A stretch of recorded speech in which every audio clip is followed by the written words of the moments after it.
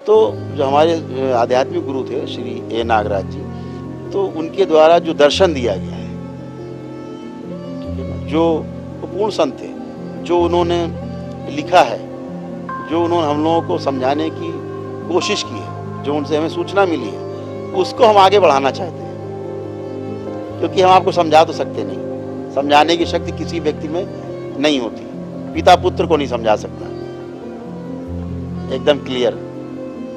हाँ, सूचना दे सकता है, उदाहरण दे सकता है, अनुभव के द्वारा आपने बता सकता है, बेटा मेरा अनुभव ऐसा था, ऐसा मत करो। सूचना दे रहा, बेटा माने ना माने, गुरु कह रहा है, चेला माने ना माने, तो आप बातों को आगे बढ़ा सकते हैं, सूचना के रूप में दे सकते हैं, लेकिन समझा नहीं सकते। समझना स्वयं में होगा, समझना एक स्वयं में होने वाली क्रिया का नाम है। ये सामने से गुरु नहीं समझा सकता, सूचना दे सकता है।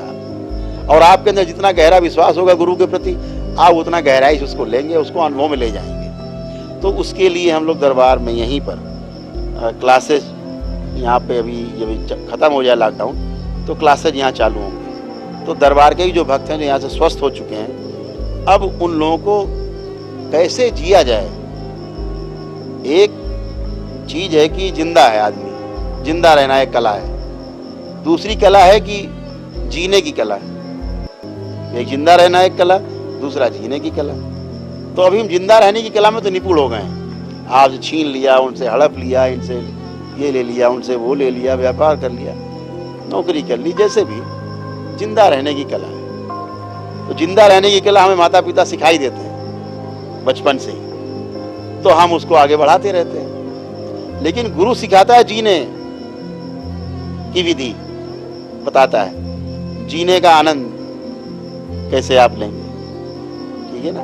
तो एक है जिंदा रहना, दूसरा है जीना।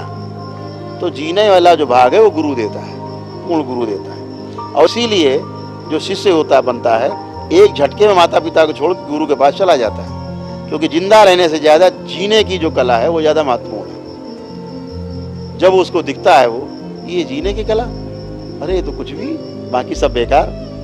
तो जिसने पैदा किया है, जिसने पाल पोस के शरीर को इतना बड़ा किया है, हमें शिक्षा दीक्षा दी है, उस माता पिता को क्षण भर में छोड़ देता है और गुरु की शरण में चला जाता है। तो जो जीने की कला है उसके लिए हम लोग व्यवस्था कर रहे हैं कि दरबार के जो भक्त हैं वो जीने की कला में निपुण हों और समझें कि हमें जीना क्यों है, हम जिंदा क्यों हैं, हम पैदा क्यों हुए हैं, हम कुछ काम करने जा रहे हैं तो क्यों करें। पहले क्यों वाला क्वेश्चन आए, कैसे वाला तो बाद में आएगा। अभी क्यों पे गए नहीं, कैसे पे चले गए, कैसे करना है। तो वो पत्थर के हथियार से लेकर के एटम बम तक बना डाला, हाइड्रोजन बम बना डाला। क्यों बनाए भाई, पता नहीं, बनाते चले गए। अब क्या करोगे इसका, तो आदमी मारोगे, ये उस पे मारे, वो उस पे मारे, मरेगा आदमी, आदमी मरना है। तो अगर पहले सोचा होता कि क्यों बनाना है तो ये कैसे पे नहीं जाते, लेकिन स्किल पे चले गए।